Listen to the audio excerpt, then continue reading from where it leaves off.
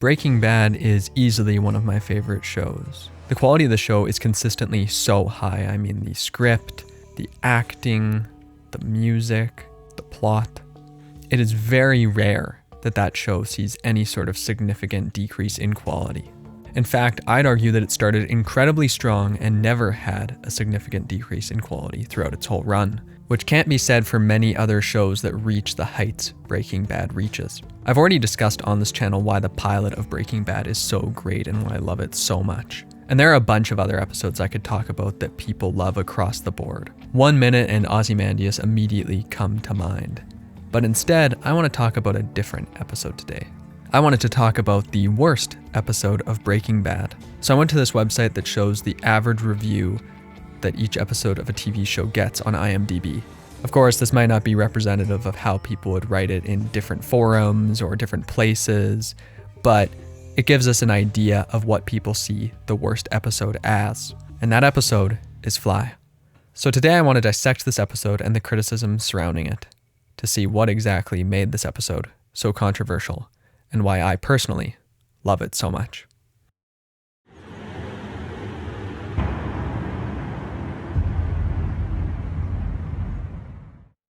Ever since I watched it, I've been surprised by the extreme negative reaction that some people have to Fly. It generally received glowing praise from critics online, but fans were, well, they seem a bit more split on the issue. There's a sizable group of viewers that believe this episode is nothing more than filler or a failed attempt to do something artsy or a way to save money or just a recap of what's already happened. Let's start with the filler thing. By my understanding, filler is an episode or part of a show that contributes nothing to the overall plot or characters of the show. Filler is repetitive, defined by an utter lack of importance. Filler episodes can be skipped over without any confusion, but on top of that, there could be no revelations about the character. But somewhere along the line, people started saying that even episodes with character-based revelations are filler. I think this is symptomatic of a trend to view anything in a show that doesn't directly contribute to the wider plot as a waste of time. In my humble internet man opinion, this is not filler. Not even close. First, let's talk about the context of Fly. You know, the role it plays in the show's story overall. Now, at this point, Walt and Jesse have both been hired by Gus to cook meth in his underground lab. However, Jesse is unhappy with the disparity between what they and their boss are making. In the episode immediately preceding Fly, this is one of the differences between Jesse and Walt that's explored. Because while Jesse is upset, Walt isn't. Walt won't even talk to him about it. In fact, he's making a deal to continue this arrangement with Gus. He's happy with the money he's making. Additionally, Jesse learns that Saul is going to take 17% of his money as a charge for laundering it, while he's only taking 5% of Walt's. Again, a disparity, and one that frustrates Jesse to no end. This leads to him stealing meth from the lab and trying to sell it on the side, which, of course, could really piss off Gus if he ever found out. So Walt and Jesse aren't getting along at all. Just when it seems they've started connecting again, the gulf between them reopens. At this point, it's becoming more and more difficult for the audience to justify Walt's decision to keep Jesse around. Jesse is an unpredictable liability. Walt doesn't need him. And what happens if Walt discovers that Jesse's stealing? I mean, he's smart. He's going to figure it out eventually. But the lack of care they seem to have for each other right now, I don't know. It seems like he might go and just tell Gus. That wouldn't be unreasonable. From here, there are two main directions the show can go. First, Walt and Jesse continue to grow apart. Second, they reconnect somehow, and Walt finds a reason to look out for Jesse, regardless of how dangerous he is. Of course, the show's creators chose the second direction. So, in Fly, the audience is reminded of connections that already exist between Jesse and Walt. Because of these connections, their bond grows stronger. First, guilt connects Walt to Jesse. This is established right at the start of the episode, as we hear Skylar singing Mockingbird over shots of the Fly. As Walt himself later states, this is the song she sang to Holly right before he went out the night he watched Jane die. So the Fly is immediately connected with one of the worst things Walt's done. Next, Walt stares up at a smoke detector in the middle of the night, getting little to no sleep. It seems like something must be wrong, something must be keeping him up. I mean, in season 1, he talked about how since his diagnosis, he's been sleeping well. Of course, many things have changed since then, but it still begs the question, what's keeping him up now? From then on, when Walt is talking about how the Fly is a contamination, how no cooking can be done until the Fly is dealt with, he's talking about his own guilty conscience. The same guilty conscience that keeps him up at night. Because taking care of this Fly isn't about taking care of a fly. It's about taking care of the nagging feeling, that incessant noise, that reminder that he did something so wrong to Jesse. Another reminder of Walt's guilt surfaces when Jesse picks up the cigarette that has Jane's lipstick stained on it. During this, the music that plays is the same as the music that played when Walt watched Jane die. Or at least I think it is. If it isn't, it sounds very similar. Either way, the episode is making something very clear. It's about guilt, and so is the fly. And just as Walt's guilt is connected to Jesse, so too is the fly connected with Jesse. Because the fly doesn't only work as a representation of guilt, it works as a symbol for other worries, for all his worries related to Jesse. Specifically to his worry that Jesse could mess everything up they have going for them. As he tells Jesse, there's no more room for failure. And if they fail to get rid of the fly, he says that they're dead. So he can either squash Jesse or let him keep buzzing around like a pest. And if Walt chooses to deal with him the wrong way, well, he could wreck everything. So what does Walt do? Well, he physically wrecks things in the lab as he goes for the fly. He even hurts himself. Here we see a small-scale version of what's going to happen later, when Walt chooses to side with Jesse instead of Gus, and they're going to have to live with those consequences. Walt's going to have to live with choosing to keep the fly around. But I know some people don't care for this stuff. Sometimes I understand why. I mean, sure, symbolism is cool and all that, but if there's nothing beyond that, if symbolism stands in as a complete replacement for plot or characterization or logic or whatever else, well, then that's crappy symbolism. I'm going to be charitable and say that when people are using artsy as a negative, I think this is what they're getting at. To be fair, that term can be hard to nail down, so I'm sure some people mean something different when they're saying it.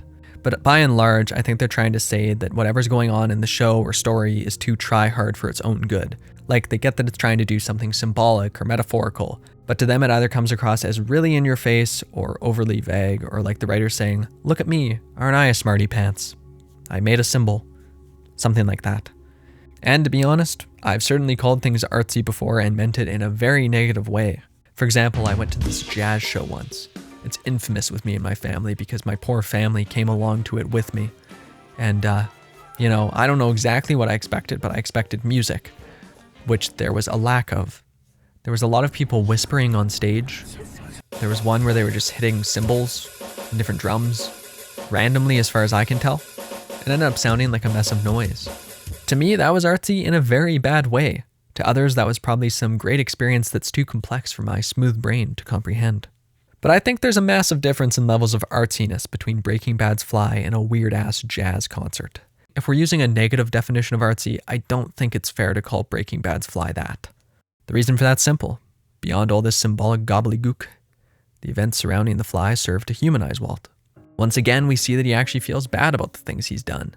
He's not some cold, hard, callous monster. Not yet anyway, not completely.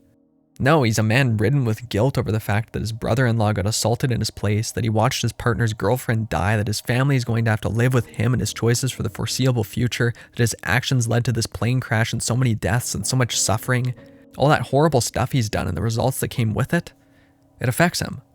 And this episode shows us that through its structure and dialogue as well as its symbolism. Because Walt's character begins to change a bit here, and I don't think it's in a way that comes out of nowhere. He's ruminating. We're seeing weakness in the logic he's used to get to this point. He begins to question his scientific mindset. He says, the universe is random, but what is it telling us when, on the very night that this man's daughter dies, it's me who's having a drink with him? I mean, how can that be random? He feels he's lived too long and even goes so far as to discuss and debate his perfect time of death. Of course, he decides that it would have been best for him to die before he left his house on the night that Jane died. Again, his words, thoughts, and feelings in this episode come back to that. Back to his guilt over Jane. But some people feel that it's ridiculous that Walt is so concerned about this fly, because he's not like that, they say. And yes, we haven't seen him act like that before. We haven't seen him that obsessed over something inconsequential like that.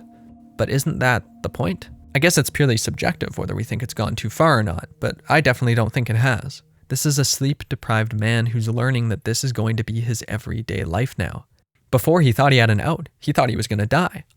But now, with his cancer treatments going well and him doing better, well, he's going to be doing this for the foreseeable future. And when people have things changing in their lives and they aren't sleeping and they're guilty over things they've done in the past, sometimes they end up acting a bit neurotic. Again, totally subjective whether you think it's too neurotic. But I think it's pretty good, and I think it's a bit unfair to say that it's totally stupid or that there's no purpose for it. Again, up until now, we haven't seen him feeling so obviously guilty about this stuff, and we haven't seen how that's affecting his mindset.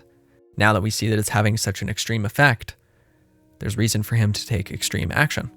And then there's the fact that he's sharing how he feels with Jesse, that we're learning about the extent of Walt's mental troubles at the same time he is. That strengthens the connection between them in a way that the show desperately needs at this point in time. I mean, sure, you could skip all this and Walt could run down the drug dealers before Jesse shoots them, but wouldn't the audience be left, at least to some degree, questioning why Walt would do such a thing? Why he would risk all this for someone he doesn't even seem to have a good relationship with anymore? This way, we aren't left questioning it. We know. He's chosen Jesse because his guilt compels him to do so. At least that's one reason. This episode presents other ones too, because we see that Jesse cares about Walt, regardless of all their disagreements. He tries to get him to relax, he makes him coffee, he asks him how he's doing, he helps him deal with the fly even though he thinks it's insane and ridiculous, and he tells him a very personal story about this opossum that lived under his aunt's house, about how his aunt got obsessed over it.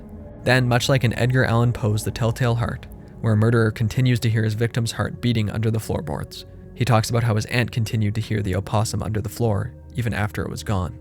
Of course, though his aunt, as far as we know, doesn't have anything to feel guilty about, this still connects to Walt's own guilt. Because while Jesse's aunt's cancer had gone to her brain, Walt is haunted, and he's experiencing the cognitive ramifications of that guilt. Either way, Jesse sharing this story shows that he cares about Walt. He's opening up to him on a very personal level in the hopes that Walt will open up to him on a similar level. This combination of guilt, caring, and bonding, all of it creates a framework where Walt murdering two people for Jesse's sake makes perfect sense. For that reason, I have to disagree with anyone who says this episode is filler. Spending time on character motivation is just as important as spending time developing the plot. Actually, no, it's part of the plot.